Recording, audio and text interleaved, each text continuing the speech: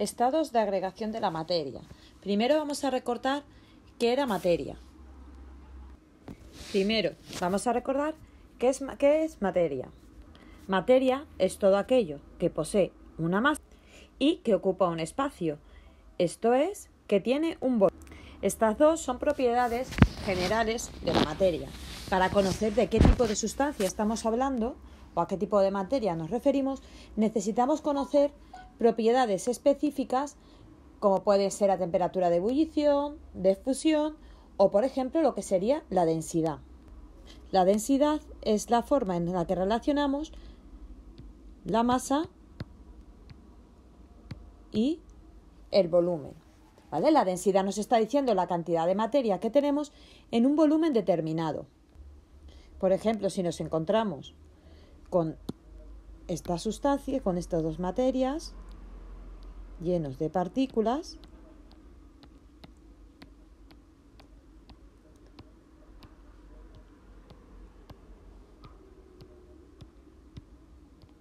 diremos que este es más denso. Estados de agregación de la materia conocemos tres.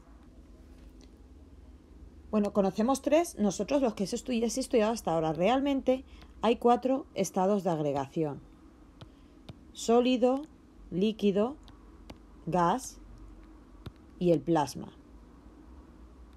De estos, el más abundante en el universo es el plasma. Lo único que ocurre es que aquí, como en la Tierra, solo encontramos 3 estados: sólido, líquido y gas. Es para nosotros el más desconocido. Pero ¿qué es lo que realmente hace que un sólido tenga una forma fija? Porque realmente yo a una piedra no le puedo cambiar la forma a un trozo de hielo, ¿vale? O el líquido, de repente el líquido teniendo siempre el mismo volumen, pero se vaya adaptando a la forma del recipiente. De repente, según el recipiente en el que esté, el líquido adopta una forma, ¿vale? O el gas, que no tiene una forma fija, no tiene un volumen porque siempre va a ocupar todo el espacio que tenga. O bueno, el plasma ya lo veremos, ¿vale? El plasma lo vamos a estudiar como caso aparte, por eso lo he puesto en otro color. ¿Por qué decimos nosotros estados de agregación? Porque ¿cómo vamos a estudiar la materia? La materia la vamos a estudiar desde el punto de vista de la teoría cinético-molecular, ¿vale? Más adelante la desarrollaremos en otro vídeo. La teoría cinético-molecular lo que nos dice es que la materia está formada por partículas, ¿vale? Nosotros nos vamos a imaginar las partículas como si fuesen pequeñas bolitas, ¿vale? Realmente las partículas van a ser átomos, moléculas, y no es que tengan una forma de como si fuesen canicas, ¿vale? Y agregado porque van a estar todas más o menos unidas, pero bueno, vamos a ir viendo una cosa así para las partículas. Según la teoría cinético-molecular, como os he dicho, la materia está formada por partículas y estas se encuentran en continuo movimiento. En el caso del sólido, las partículas tendrán esta. Las partículas se encuentran fuertemente unidas. Unidas por lo que llamamos fuerzas de cohesión. Entre ellas existen muchas fuerzas que las mantienen unidas y entonces las hacen estar en puntos, en posiciones fijas, y que su volumen, tanto su forma como su volumen, sea constante, ¿vale? Son muy densos, como podéis observar,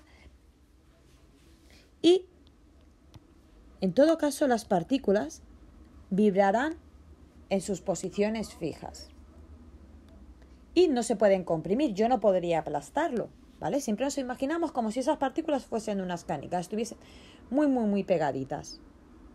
En el caso del líquido, las fuerzas que mantienen unidas a las partículas, las fuerzas de cohesión, no son tan fuertes, son más débiles. Por lo tanto, las moléculas, las partículas, que realmente, bueno, son moléculas, sí se pueden desplazar unas sobre otras.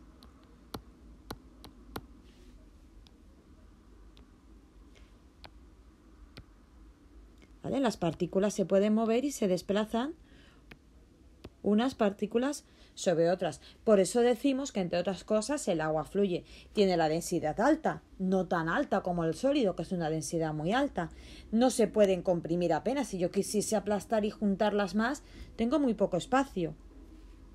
Y al desplazarse las partículas unas sobre otras, hace que su forma sea variable, ¿vale? Acordaros, forma variable, pero el volumen es el mismo, ¿vale? Si yo en este recipiente de aquí tengo 25 centímetros cúbicos y lo pongo en este otro, van a seguir siendo 25 centímetros cúbicos. En el gas prácticamente no existen fuerzas de cohesión, es decir, las fuerzas que mantienen unidas a las partículas son prácticamente nulas. Por eso hay mucho espacio entre ellas y de hecho se pueden mover con total libertad, al no existir prácticamente fuerzas de cohesión entre ellas. Tiene total libertad de movimiento. Es densidad baja y de hecho si yo quisiese bajar este émbolo que hay aquí, bajarlo hacia abajo, vería que lo puedo comprimir. Son muy compresibles los gases. ¿Qué ocurre con el plasma? ¿Cómo sabemos cómo es el plasma? El plasma, yo os he dicho que es el estado de agregación más abundante en el universo, porque es el que nos encontramos en las nebulosas, en las estrellas. Claro, el plasma, la temperatura del plasma es entre 10.000 y 30.000 grados centígrados, ¿vale? Por eso es inviable que encontremos plasma en la Tierra.